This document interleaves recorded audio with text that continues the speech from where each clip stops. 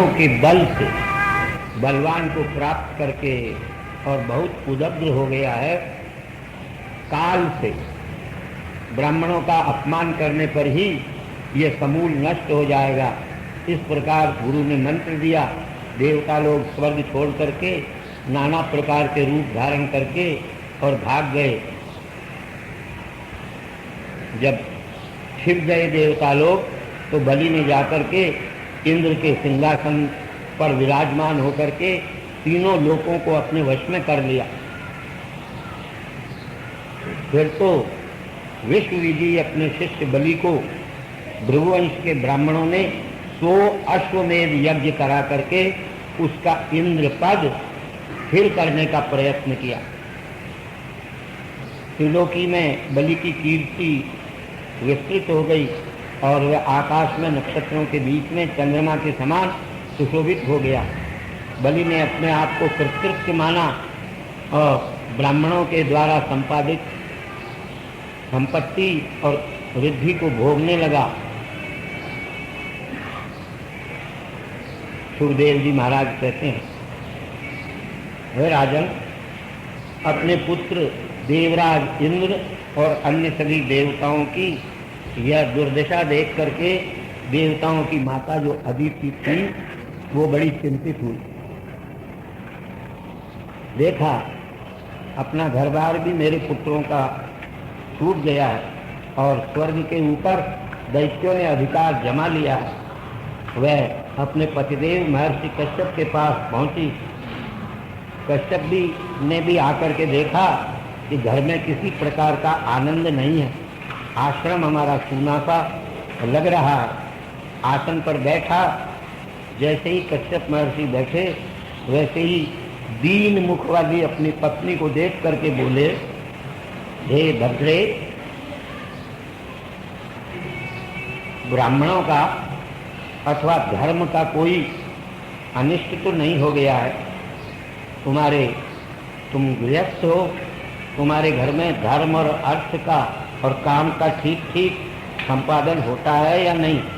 अपने धर्म के फल से योग फल प्राप्त होता है क्या? तुमने कहीं अपने घर पर आए हुए अतिथियों की पूजा से तो उनको वंचित नहीं कर दिया? तुम्हारे घर से निराश होकर के अतिथि तो नहीं चले गए? अगर कम से कम कुछ भी न हो तो तृणानि भूमि रुदिकम वाक् चतुर्थी च शून्यता एतान्यपि शतान्ये नोच्छिद्यन्ते कदाचन। अपने घर पर आए हुए अतिथि को कम से कम चटाई का आसन देना चाहिए और कुछ नहीं तो पानी पीने के लिए पूछना चाहिए। ऐसा जो गृहस्थ नहीं करता उन गृहस्थों के घर सियारों के घर के समान हैं। अथवा तुमने होम काल में अग्नियों का होम नहीं करवाया क्या? ब्राह्मण और क्योंकि ब्राह्मण और अग्नि ये विष्णु भगवान के मुख हैं, इनका पूजन करने से ही स्वर्गादि लोकों की प्राप्ति होती है। अथवा तेरे पुत्र तो कहीं संकट में नहीं है, उनका कुशल मंगल है या नहीं? मैं तुम्हारे मन को अत्यंत अस्वस्थ जान रहा हूँ। अदिति कहने लगी, महाराज, मेरे घर में ब्राह्मणों, गायों और धर्म का और सब लोगों का सब प्रकार का कुशल है। आपका ध्यान करने मात्र से ही किसी प्रकार की कमी मेरे घर में रहने वाली नहीं है। आप जैसे धर्मोपदेशक प्राणप्रिय प्राणनाथ पतिदेव जहाँ हो उसका मनोरथ क्यों नहीं सिद्ध होगा? हे महर्षि कश्यप, सारा संसार आपकी प्रजा है। आप सारे संसार को अपनी प्रजा मान करके समान दृष्टि से देखते हैं, तब भी भगवान का भी यह स्वभाव है कि अपने भक्त के लिए तो वो सब कुछ करने के लिए तैयार रहते हैं। आप कि मैं भक्त हूँ, आपकी सेविका हूँ, आप मेरे कल्याण का उपाय सोचिए। आपको बताइए, आप सब कुछ जानते हैं। शत्रुओं ने मेरे पुत्रों के राज्य को छीन लिया, उनके घर बार को छीन लिया। आप उनसे छीन करके और मेरे पुत्रों की रक्षा करें। दैत्य लोग प्रबल हैं, इस वास्ते उन्होंने हमारे संपूर्ण ऐश्वर्य छीन लिए हैं। मैं दुख के सागर में निमग्न हो गई हूँ। मेरे पुत्र अपने राज्य को पुनः प्राप्त करें, ऐसा कोई उपाय मेरा कल्याणकारी बताइए। सुखदेव जी महाराज कहते हैं, इस प्रकार अपनी पतिव्रता पत्नी अदिति देवताओं की माता की प्रार्थना सुन करके ओह कहने लगे कश्यप महर्षि, बड़े आश्चर्य की बात है। ये सारा जगत पुत्र पौत्र इत्यादि के स्नेह पाश में बंधा हुआ है, भगवान की माया का बल है अथवा कुछ और है। अरे भाई, ये शरीर तो पंच महाभूतों से उत्पन्न होता है, इसमें हाड़ मास शाम ये कहाँ, और प्रकृति से परे परब्रह्म परमात्मा कहाँ, कौन किसके पुत्र, कौन किसकी माता, कौन किसके पिता, ये तो सब मोह के कारण मनुष्य अपने आप के संबंधी बंधु बांधवों को बना लेता है। इस वास्ते तुम इस सब प्रपंच को छोड़ करके भगवान का भजन करो। दीनों के ऊपर अनुकंपा करने वाला वही तुम्हारी कामनाओं को पूर्ण करेंगे। भगवान की भक्ति जैसी अमोघ है, वैसी कोई दूसरा साधन नहीं है। अदिति कहने लगी, महाराज भगवान की भक्ति का उपाय बतलाइए, जिससे कि मैं भगवान की उपासना कर सकूं और वह मेरे मनोरथों को सिद्ध करने लगे। मैं तो अपने पुत्रों के साथ अत्यंत दुखी हूँ इस समय। जल्दी से जल्दी भगवान मेरे ऊपर कृपा करें, ऐसी कोई भगवान की सेवा का उपाय बतलाइए। कश्यप महाराज जी ने कहा, हे देवताओं की माता, पहले मैंने ब्रह्मा जी महाराज से प्रजा की इच्छा से प्रश्न किया था। उन्होंने भगवान को संतुष्ट करने के लिए मुझे एक व्रत का उपदेश किया था। वही व्रत मैं तुमको बतलाता हूँ। फाल्गुन मास की शुक्ल पक्ष की द्वादशी से उस व्रत का आरंभ करे। व्रत पूरा न हो तब तक केवल दूध का ही सेवन करे और भगवान की पूजा करे। पहले अमावास्या के दिन, भाद्रपद फाल्गुन की अमावास्या के दिन जंगल में सूअर के द्वारा खोदी हुई मट्टी से अपने सारे शरीर को लेप करके फिर नदी आदि में जाकर के स्नान विधि से स्नान करे और मृत्तिका का लेपन करते समय इस मंत्र का उच्चारण करे। त्वं देव्यादिवरायेण रसायास्थानमिच्छता मुद्रितासि नमस्तुभ्यं पाप्मानं मे प्रणाशय। हे मट्टी, तुमको सबसे पहले वराह रूपी भगवान ने उद्धृत किया है। इस पृथ्वी का स्थापन करने के लिए मैं तुम्हें नमस्कार करता हूँ। तुम मेरे पाप का नाश करो। मट्टी लगाने के बाद स्नान करे, स्नान करने के बाद नित्य नैमित्तिक कर्म करे।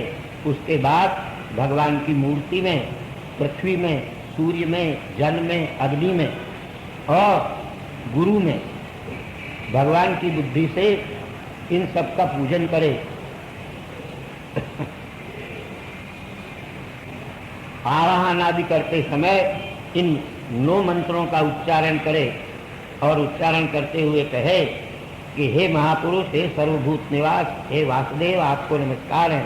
आप सूक्ष्म है, प्रधान पुरुष हैं, सांख्य के प्रवर्तक हैं और योग मार्ग के भी आप प्रवर्तक हैं। योगैश्वर्य स्वरूप आपका स्वरूप है। आप आदिदेव हैं, समस्त जगत के साक्षी हैं। आप नारायण हैं। मरकतमणि के समान श्याम आपका सुंदर शरीर है। आपका नाम केशव है। जल में आपके जले श्वेतेति केशवः। क्षीर समुद्र में शयन करने के कारण आपका नाम केशव है। आप पीताम्बर धारण करने वाले हैं। आप संपूर्ण संसार के पुरुषों को सब प्रकार का वरदान देने वाले हैं। देवता लक्ष्मी आपके चरणारविंद की सुगंध के लिए सदैव इच्छा करते हैं। आप मेरे ऊपर प्रसन्न हो जाएंगे।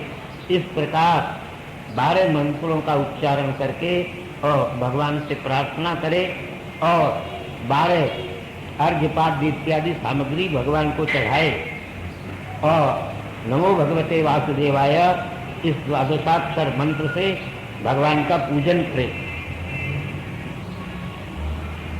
दूध से भगवान को स्नान करावे, फिर सुंदर वस्त्र, यज्ञोपवी, नाना प्रकार के अलंकार, गंध, पुष्प, धूप, दीप ये भगवान को अर्पित करे। घी गुड़ सहित खीर और शाली चावल का भोग भगवान को लगाए और इनसे ही इसी द्वादशाक्षर मंत्र से होम करावे। जो भगवान को अर्पित करे वो भगवान के भक्तों को दे दे, फिर उनके प्रसाद के रूप में बचा हुआ स्वयं ग्रहण करे, भगवान को आचमन करावे। उत्तमोत्तम तीला लवंगादि संयुक्त कर्पूर वीटिका तांबूल भगवान को अर्पण करे। अष्टोत्तर शत इस मंत्र का जप करे, स्तुतियों से भगवान की स्तुति करे, भगवान की प्रदक्षिणा करे, नमस्कार करे, फिर भगवान के निर्माल्य को अर्थात भगवान पर चढ़े हुए पुष्प को मस्तक के ऊपर रख करके भगवान का विसर्जन करे। कम से कम 2 ब्राह्मणों को खीर का भोजन करावे, उनकी आज्ञा लेकर के फिर स्वयं भी भोजन करे। रात्रि में ब्रह्मचर्य व्रत का धारण करे।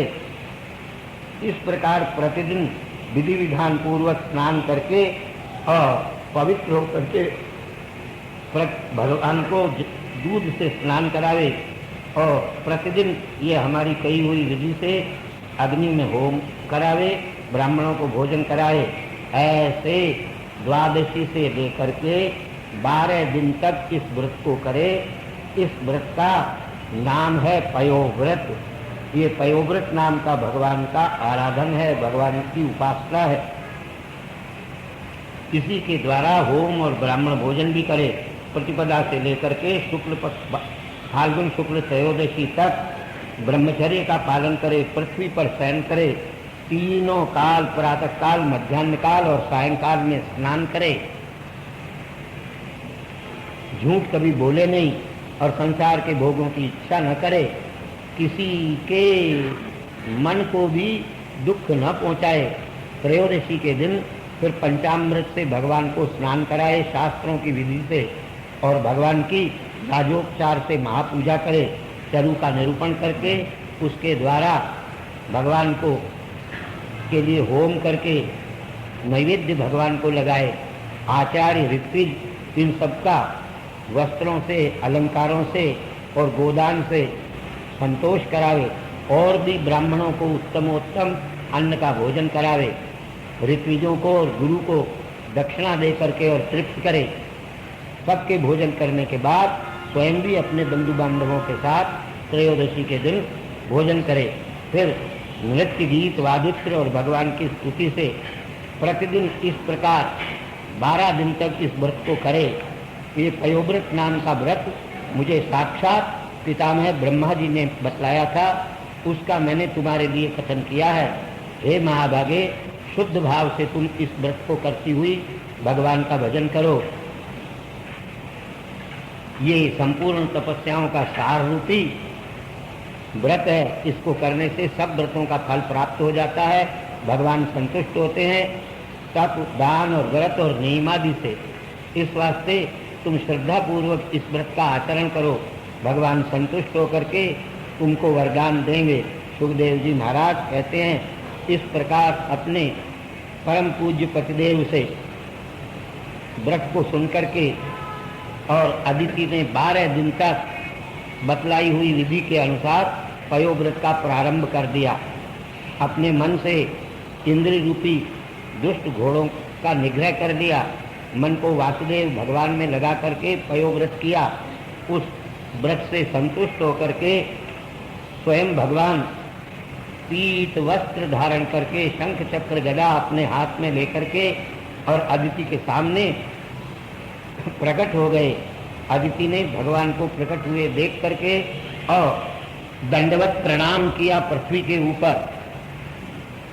फिर उठ करके हाथ जोड़ करके और भगवान की स्तुति करने लगी गदगद वाणी से। जगतपति भगवान की स्तुति करती हुई कहती है, अदिति, हे भगवान, आप यज्ञेश हैं, यज्ञ पुरुष हैं, आप हमारा कल्याण कीजिए। आप दीनों और अनाथों के नाथ हैं। जन्म, स्थिति और प्रलय के लिए आप माया के सत्व, रज, तम इन 3 गुणों को धारण करते हैं। ऐसे भगवान को मेरा बारंबार नमस्कार है। आप अनंत हैं। आप अगर संतुष्ट हो जाएं तो मनुष्यों को ब्रह्मा की आयु दे देते हैं, उत्तमोत्तम हृष्टपुष्ट शरीर दे देते हैं, धन धान्य देते हैं, पत्नी पुत्री इत्यादि देते हैं और शत्रुओं पर विजय भी प्राप्त करा देते हैं।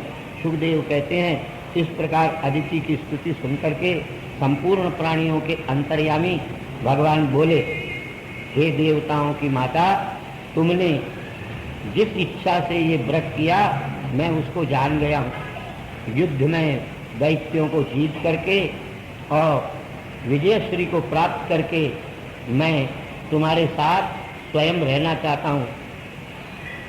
तुम थोड़े ही दिनों में जैसे आज तुम रो रही हो ऐसे ही अपने शत्रुओं की स्त्रियों को रोते हुए देखोगी और स्वर्ग के सिंहासन पर बैठ करके नाना प्रकार की क्रीड़ा करते हुए संपूर्ण समृद्धि से युक्त अपने पुत्र को देखना चाहते हो। लेकिन थोड़े दिन तुमको ढांढस रखना पड़ेगा। इस समय तुम्हारे शत्रुओं की रक्षा ब्राह्मण कर रहे हैं। उन ब्राह्मणों का अतिक्रमण करके और विशेष रूप से भृगुवंशी ब्राह्मणों का अतिक्रमण कोई कर नहीं सकता है। पराक्रम भी ब्राह्मणों के सामने चल नहीं सकता और उससे सुख नहीं प्राप्त हो सकता है, ऐसा मैं मानता हूँ। तब भी मैंने तुम्हारे शत्रुओं के विनाश का और उपाय अपने मन में सोच लिया है। तुमने पयोव्रत को धारण करके और मुझे संतुष्ट कर दिया। मेरा पूजन किया हुआ कभी विफल नहीं होता है। तुमने अपने पुत्रों की रक्षा के लिए इस व्रत से मेरी पूजा की है। मैं अब तपस्या में रत तुम्हारे पति कश्यप के अंश से तुम्हारे उदर में पुत्र के रूप में पैदा होकर के तुम्हारे पुत्रों का पालन करूंगा। तुम अपने पति में मेरा भाव मान करके पति को मेरा ही स्वरूप समझ करके उसकी सेवा करो। और ये अत्यंत गुप्त बात मेरी बताई हुई है, इसको दूसरों के प्रति प्रकट मत करना। ऐसा करने से तुम्हें सब प्रकार की सिद्धि प्राप्त हो जाएगी। ऐसा कह करके भगवान अंतर्धान को प्राप्त हो गए। अदिति ने दुर्लभ, भगवान मेरे उदर से जन्म लेंगे, ये अत्यंत दुर्लभ वर को प्राप्त करके भगवत स्वरूप मान करके पति की सेवा करना प्रारंभ कर दिया। कश्यप ने अपने समाधि के द्वारा जाना कि भगवान अपने अंश से मेरे शरीर में प्रवेश कर गए। ऐसा सोच करके और विधि पूर्वक गर्भाधान किया। ब्रह्मा अदिति के गर्भ में भगवान आ गए हैं, ऐसा जान करके अत्यंत गुप्त नामों से भगवान की स्तुति करने लगे। कहने लगे, महाराज आपका विजय हो, आप ब्रह्मण्य देव हैं, आप सत्व रजस तमो गुणात्मक हैं, आपका नाम प्रश्निगर्भ है, आप 3 नाभि वाले हैं, आप समस्त संसार में व्याप्त होने के कारण विष्णु स्वरूप हैं। इस जगत के आदि मध्य और अंत आप हैं। आप ही काल हैं, काल बन करके सारे संसार को आप आकृष्ट कर लेने वाले हैं। देवताओं के आप परम आश्रय हैं। आपके न जन्म है, न स्थिति है, न अंत आपका है, तथापि आप देवादिकों का, ऋषियों का, मनुष्यों का कार्य सिद्ध करने के लिए समय समय पर अवतार धारण करते हैं। आप कृपा कीजिए और मेरे पुत्र देवताओं को फिर स्वर्ग का राज्य दिलाइए। सुखदेव जी महाराज कहते हैं, ब्रह्मा जी से इस प्रकार की स्तुति प्राप्त करके भगवान चतुर्भुज शंख चक्र गदा पद्म धारण करके कमल नेत्र वाले श्याम सुंदर मकराकार कुंडल जिन्होंने धारण कर लिए हैं, अत्यंत शोभायमान, जिनका मुखारविंद कमल के समान श्रीवत्स जिनके वक्षस्थल में है, वनमाला से सुशोभित है, अपने तेज से कश्यप के घर के अंधकार को दूर करते हुए उनके घर में पुत्र रूप से प्रकट हुए। सारी दिशाएं प्रसन्न हो गई, नदियों में स्वच्छ जल बहने लगा, प्रजाजन अत्यंत प्रसन्न हो गए, ऋतुओं में सब गुण आ गए, ब्राह्मण लोग भी प्रसन्न हो गए। भाद्रपद शुक्ला यही द्वादशी आने वाली है, श्रवण द्वादशी कहलाई जाती है, इसको वामन द्वादशी भी कहते हैं। मध्याह्न के समय में जिस समय सूर्य था, इसीलिए वामन द्वादशी मध्याह्न व्यापिनी करनी चाहिए। इस तिथि का नाम विजया नाम की है और श्रवण नक्षत्र श्रोणायाम श्रवण द्वादश्याम अभिजित मुहूर्त ठीक मध्याह्न में आता है। श्रवण नक्षत्र होना चाहिए, दिन के 12 बजे से 1 बजे तक। जिस दिन द्वादशी हो, श्रवण नक्षत्र हो, वो विजया नाम की द्वादशी कहलाती है। उसी में भगवान वामन रूप से प्रकट हुए। शंख और दुंदुभी, मृदंग, प्रणव, आनक बजने लगे, अप्सराएं नृत्य करने लगी भगवान का प्राकट्य जान करके, गंधर्व लोग गान करने लगे, सिद्ध, विद्याधर, चारण, किमपुरुष, किन्नर, ये सब नाना प्रकार के नृत्य और गान करने लगे। और कश्यप महर्षि के आश्रम के ऊपर पुष्पों की वर्षा की। अदिति ने जब देखा कि साक्षात परम पुरुष परमात्मा मेरे घर में आकर के पुत्र रूप में प्रकट हुए हैं, और बड़ा प्रसन्न मन हो गया आदिति का। कश्यप महर्षि जय जयकार करने लगे। भगवान तो वास्तव में अव्यक्त स्वरूप है, लेकिन उस अव्यक्त स्वरूप को छोड़ करके भगवान ने अपने शरीर की अंगुली से 52 अंगुली जितना बड़ा शरीर धारण कर दिया। ऋषियों ने उस ब्रह्मचारी बालक को देखा, कश्यप को लेकर के जात कर्मादि उसके संस्कार किए, फिर यज्ञोपवीत संस्कार किया। स्वयं भगवान सूर्य ने आकर के गायत्री मंत्र का उपदेश किया। ब्रह्मा जी महाराज ने यज्ञोपवीत दिया। पंचमी वर्ष से कहाँ गया? तत्काल हो गए, 5 के बन गए, 5 वर्ष के बन गए। बारे अरे मानधाता ही प्रतिक्षण जो है वो 12 दिन का बढ़ गया। ये तो भगवान है साक्षात। भूमि ने मृगचर्म दिया, कश्यप ने मेखला दी। मूंज की होती है यज्ञोपवीत संस्कार के समय ब्राह्मण की। सोम ने जो है चंद्रमा ने दंड दिया, माँ ने कोपीन पहनाया, और द्युलोक स्वर्ग ने छत्र धारण कर लिया। ब्रह्मा जी महाराज ने कमंडलू दिया, सप्तर्षियों ने ला करके कुशाएं दी। भगवती सरस्वती विद्याओं की अधिष्ठात्री ने रुद्राक्ष की माला दी। कुबेर ने भिक्षा मांगने का पात्र दिया, और सबसे पहले भगवती पार्वती ने भिक्षा दी। इस प्रकार वामन स्वरूप धारण करने वाले वह ब्रह्मचारी ब्रह्म तेज से युक्त होकर के ब्रह्मर्षिगण से व्याप्त सभा को सुशोभित करने लगे। फिर तो उस ब्राह्मण ने अग्नि उत्पन्न की, अग्नि उत्पन्न करके और अग्नि के पंचभूत संस्कार किए। पहले परिसमूहन किया, फिर परिस्तरण किया, फिर जल से अभ्युक्षण किया है, फिर समिधाओं से होम किया, जो ब्रह्मचारी को करना चाहिए प्रतिदिन। समिधाधान जिस कर्म का नाम है, इस समय में ठीक इसी समय शुक्राचार्य अपने शिष्य बलि को 16 अश्वमेध करा रहे थे। बस वामन महाराज ने तुरंत अपने चरणों से प्रत्येक कदम कदम पर पृथ्वी को नमाते हुए वहाँ के लिए प्रस्थान कर दिया।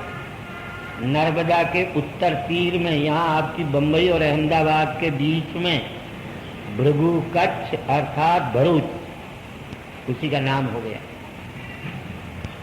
यहाँ बलि यज्ञ कर रहे थे भृगु लोग, बड़े शास्त्रीय विधि विधान से दैत्यराज बलि को यज्ञ करा रहे थे और सूर्य के समान आते हुए वामन भगवान को देखा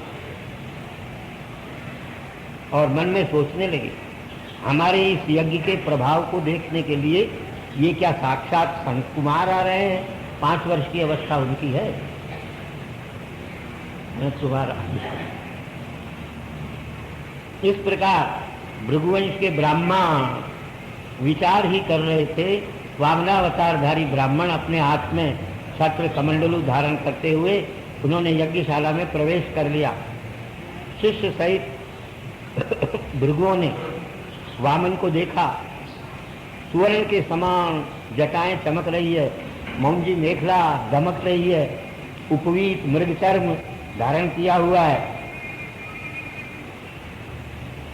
देखा आते ही और तुरंत उठ करके संपूर्ण भृगुओं ने जो है वह उनकी अगवानी की। यजमान ने अत्यंत मनोरम स्वरूप भगवान को देख करके और आसन दिया। यजमान बलि ने स्वागत किया, नमस्कार किया और उनके चरणार बिंदुओं का प्रक्षालन किया और प्रक्षालन करके उनकी पूजा की। समस्त संसार के जीवों के पापों के नाश कर देने वाले भगवान के चरणार बिंदुओं को गंगा के समान भक्ति भाव से अपने मस्तक पर धारण किया। बलि कहने लगे, ब्रह्मन आपका स्वागत है, मैं आपको नमस्कार करता हूँ, आज्ञा दीजिए क्या करूँ। मालूम पड़ता है समस्त संसार के ब्रह्मर्षियों की तपस्या का ही स्वरूप धारण करके आप पधारे हैं।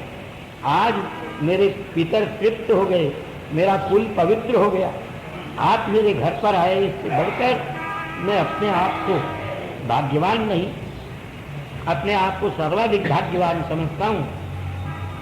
आज मैंने जितने अग्नि में होम किए वो सफल हो गए। आपने मेरी इस पृथ्वी को अपने चरणार बिंदों से पवित्र कर दिया। बोलो क्या चाहते हो? जो चाहते हो मैं तुमको देने के लिए तैयार हूँ। सोना चाहो सोना ले लो, जितनी चाहें उतनी अरबों खरबों गायें ले लो, मैं सब कुछ देने के लिए तैयार हूँ। पृथ्वी ले लो, जो चाहो सो ले।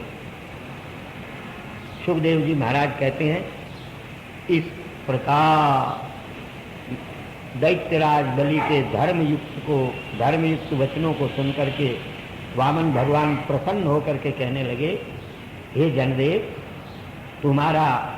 तुम्हारी यह वाणी तुम्हारे कुल के उचित है और अत्यंत पवित्र है, मधुर है और धर्मयुक्त है।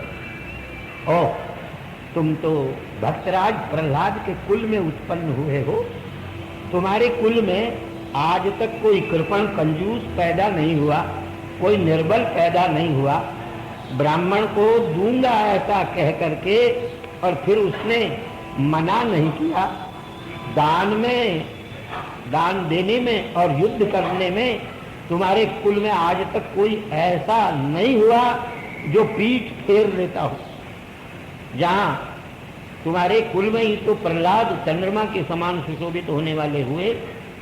हिरण्याक्ष ने दिग्विजय करके संसार में अपने समान उसको कोई दूसरा युद्ध करने वाला नहीं मिला। फिर सारे संसार को जीतने के बाद उसने सोचा, इस संसार के पति विष्णु भगवान बतलाए जाते हैं, उनको जीतूं तो मैं विश्व विजयी कहलाऊं। जब तक उनको न जीतूं तब तक मैं विश्व विजयी नहीं हो सकता। ऐसा सोच करके और फिर विष्णु भगवान को तो जरूर जीतना चाहिए, मेरे भाई हिरण्याक्ष को उन्होंने मार दिया है, ऐसा सोच करके और हिरण्यकशिपु वैकुंठ में चला गया। उस दैत्य को आए हुए को सोच करके विष्णु भगवान विचार करने लगे, अरे ये तो मौत बन करके मेरे सामने जा रहा है, इस वास्ते मैं जहाँ जहाँ भाग करके जाऊँगा ये मेरा पीछा छोड़ने वाला नहीं है। इस वास्ते और कहीं छिपने की जगह नहीं है, मैं इसके हृदय में ही जा करके और छिप जाऊं। ऐसा निश्चय करके भगवान ने प्राणों के मार्ग से उसके शरीर में प्रवेश कर दिया। अब वैकुंठ से भगवान दिखाई नहीं दिए हिरण्यकशिपु को। क्रोध में आकर के और उसने सिंहनाद किया। सारी पृथ्वी, दिशाएं और आकाश में जाकर के और उसने भगवान को खोजा, लेकिन नहीं मिला। फिर कहने लगा, अरे मालूम पड़ता है वो सदा के लिए संसार से विदा हो गया, अब वो मिलने वाला नहीं है। वो तो मालूम पड़ता है सदा के लिए ब्रह्म में लीन हो गया। चलो, बैर मौत तक ही होना चाहिए। अब जब मेरा शत्रु विष्णु मर ही गया, कहीं दुनिया में रह नहीं गया, तो अब वैर करने की कोई जरूरत नहीं है। और फिर हमारा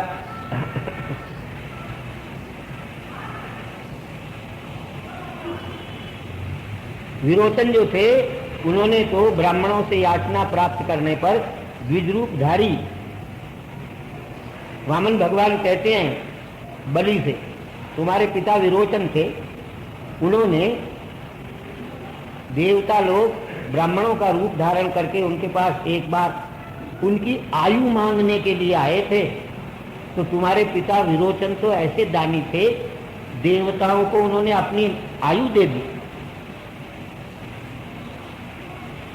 तुम भी भैया उनके कुल में उत्पन्न हुए हो, इस वास्ते तुम भी वैसे ही धर्म का पालन करने वाले हो। बस ऐसे उत्तम कुल में, वीरों के कुल में, दानियों के कुल में, दानवीर शूरवीरों के कुल में उत्पन्न तुम हुए हो। हम तो ब्रह्मचारी हैं, जरा सी जमीन हमको चाहिए, फूस की कुटिया बना करके भजन करेंगे, और सोना चांदी गाय इत्यादि हमको कुछ नहीं चाहिए भैया। बस मेरे 3 पैर से मापी जाए इतनी सी जमीन मैं तुमसे मांगने आया हूं। तुम यद्यपि सब कुछ देने में समर्थ हो, लेकिन हम कुछ नहीं चाहते, 3 पैर भूमि तुमसे चाहते हैं। बलि कहने लगे, अरे ब्राह्मण के पुत्र, तुम बच्चे हो, बचपन तुम्हारा अभी गया नहीं, तुमको स्वार्थ का भी ज्ञान नहीं है। ये तो बूढ़ों की सी तुम बातें कर रहे हो, जिन बूढ़ों को संसार की किसी वस्तु की कामना नहीं रहती। अरे मैं चाहूं सप्तद्वीपा पृथ्वी, वसुमती का मैं मालिक हूँ, स्वर्ग का भी मैं मालिक हूँ, पाताल का भी मैं मालिक हूँ।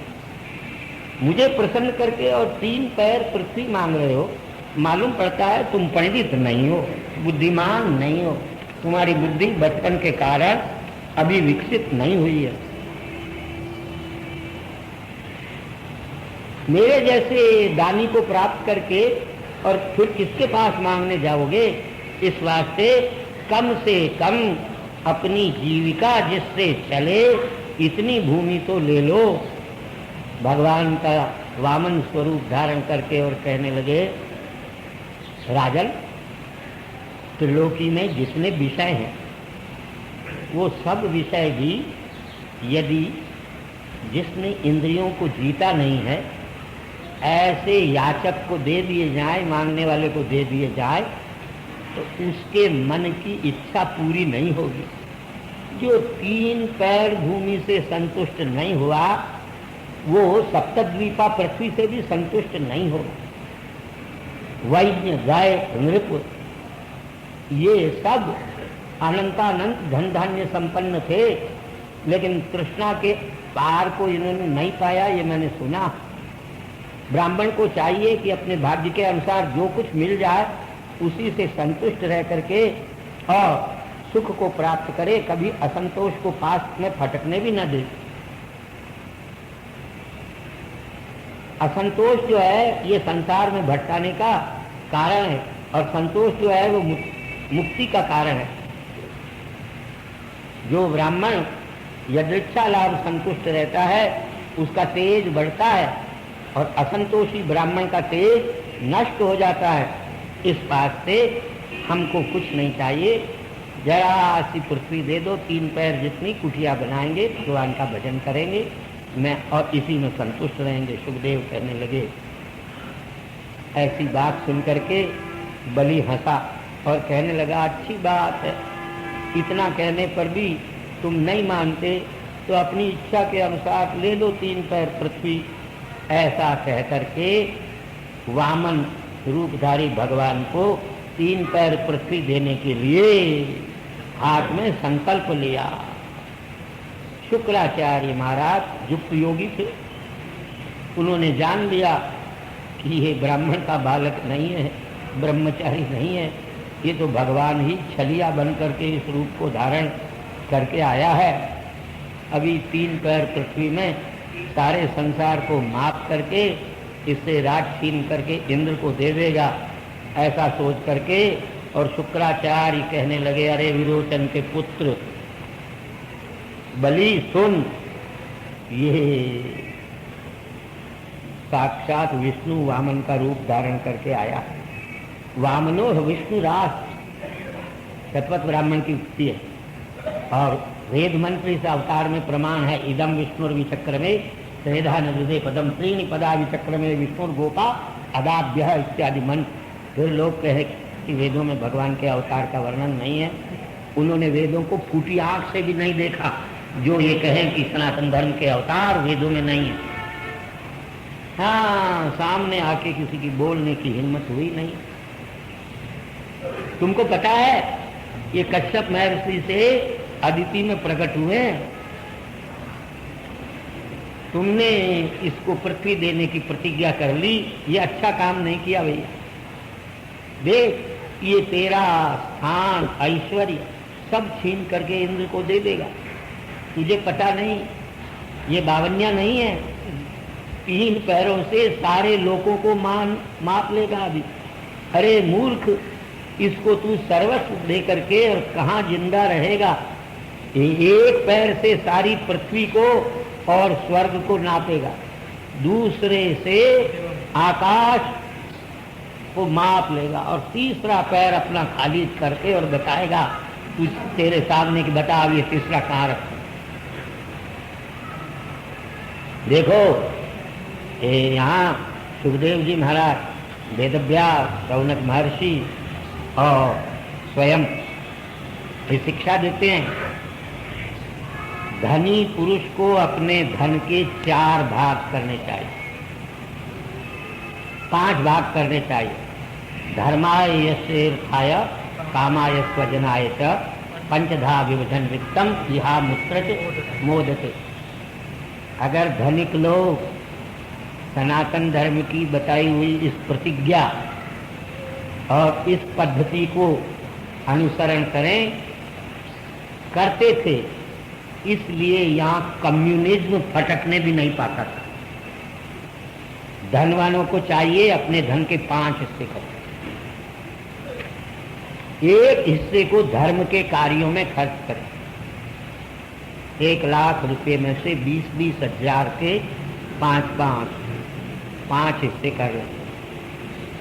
1 हिस्सा धर्म के कार्यों में खर्च करें, दूसरा हिस्सा बावड़ी, कुआ, तालाब, बगीचा, धर्मशाला, घाट इत्यादि कार्यों में खर्च करे, जिससे अपना यश बढ़े। और 1/5वां हिस्सा रिजर्व रखे फिर धन कमाने के लिए, नहीं तो ठन पाल मदन गोपाल हो जाए। और 1/5वें हिस्से से दुनिया की मौज मजा भोगे। धर्माय यशसे अर्थाय कामाय स्वजनाय, और 1/5वां हिस्सा अपने स्वजन, बंधु बांधव, नौकर चाकर, फैक्ट्री, प्रेस, मिल, इनके कर्मचारियों को बांट दे। फिर कम्युनिज्म की आने की कोई चिंता नहीं रहेगी। ऐसा धनिक नहीं करते हैं, इसलिए कम्युनिज्म पैदा, पूंजीवाद कम्युनिज्म का जन्म देता है। ऐसा करने वाला गृहस्थ धनवान इस लोक में भी सुख पाता है और परलोक में भी सुख पाता है। ऋग्वेद की श्रुति में सत्य और झूठ की व्यवस्था बताई है। देखो, कदाचित तुम्हारे मन में ये बात आ जाए कि मैंने तो प्रतिज्ञा कर ली इसको 3 पैर पृथ्वी देने की, अब मना कैसे कर सकता हूं? तो कहते हैं देखो, साक्षात वेद भगवान ने ऐसा कहा है, स्त्रीषु नर्म विवाहेश वृत्यर्थम प्राण संकटे। 4 जगह ऐसे है जहां अगर झूठ बोले तो झूठ बोलने का पाप नहीं लगता व्यक्ति को। सर्वप्रथम तो स्त्रियों के पास में क्या करे बेचारा, तनख्वाह आई वो 20 दिन में खर्च हो गई और श्रीमती जी कहती है कि मेरे पास मेरे लिए 500 रुपये की साड़ी लाओ, इयररिंग लाओ, तो उस समय कह देना चाहिए हाँ लाते हैं। सफेद झूठ बोलने में पाप नहीं लगे। स्त्रियों के मन की इच्छा को पूर्ण करने के लिए यदि पुरुष झूठ बोले तो उसको पाप नहीं लगता है, और हंसी मजाक में यदि झूठ बोल दे तब भी झूठ बोलने का पाप नहीं लगता है। लेकिन हमारे यहाँ तो ऐसे लोग हुए, कुंती ने कहा एक बार कि मैंने तो हंसी मजाक में भी आज तक कभी झूठ नहीं बोला। और विवाह का मतलब है, कथा तो कह जाते हैं लेकिन आपके काम की बातें हैं। किसी लड़की की का संबंध करने के लिए, सगाई करने के लिए लोग आए हुए हैं और लड़की गौर वर्ण की नहीं है, कुछ श्याम वर्ण की है, या उसमें और कोई दोष है, तिरछी देखने वाली है, पैर से कुछ इधर उधर की चलती है, हाथ में उंगलियां 5 हो गई 6 हो गई, आपको आकर के पूछे क्या देखो जी आपने देखी है लड़की कैसी है, आप जैसे सत्यवादी हरिश्चंद्र बन करके जैसी है वैसी बता दोगे, सच बोलोगे तो उस लड़की की सगाई तो खटाई में। इस वास्ते अकूजनेन चेन मोक्ष, ऐसी परिस्थिति में मौन धारण करने से अगर काम चल जाए तो कुछ नहीं बोलना चाहिए, हाँ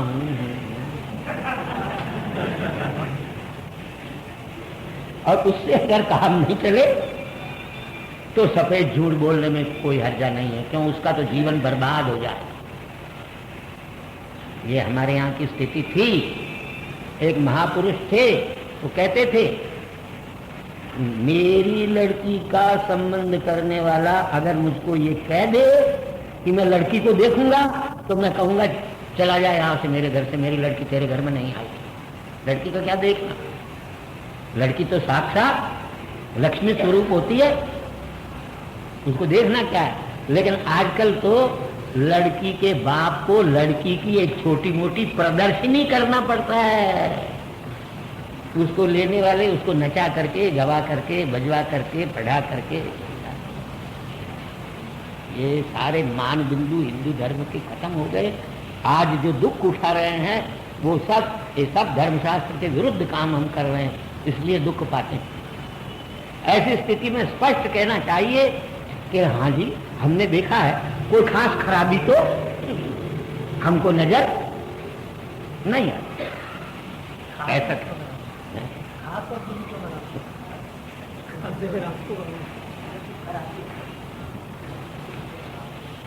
इस प्रकार, और ज्यादा कोई आग्रह कहे तो कह देना चाहिए ठीक है, कोई गड़बड़ नहीं, झूठ बोलने में पाप। वृत्त्यर्थे अपनी जीविका का नाश हो रहा हो, गृहस्थ है, बाल बच्चों का पालन पोषण करना है, सच बोलने से अगर जीविका का नाश होता तो वहां भी झूठ बोलने से पाप नहीं लगे। इन परिस्थितियों में झूठ बोलना सत्य बोलने के बराबर है और सच बोलना झूठ बोलने के बराबर है। प्राण संकट हमारे सच बोलने से, हमारे या किसी दूसरे के है, कोई सती साध्वी पतिव्रता पत्नी बिचारी स्त्री के पीछे कोई गुंडा लग जा, वो उसके डर से कहीं छिप जा, गुंडा आकर के और उसके पीछे लगा हुआ आपको पूछे कहाँ गई, आप उस समय धर्मराज युधिष्ठिर सत्यवादी बन करके अगर सच बोल के बता दोगे तो उसका शील हरण करने का और उसके धन हरण करने का पाप आपको सच बोलने वाले को लगेगा। झूठ बोल देना, वहां पर भी अकूजने न चेत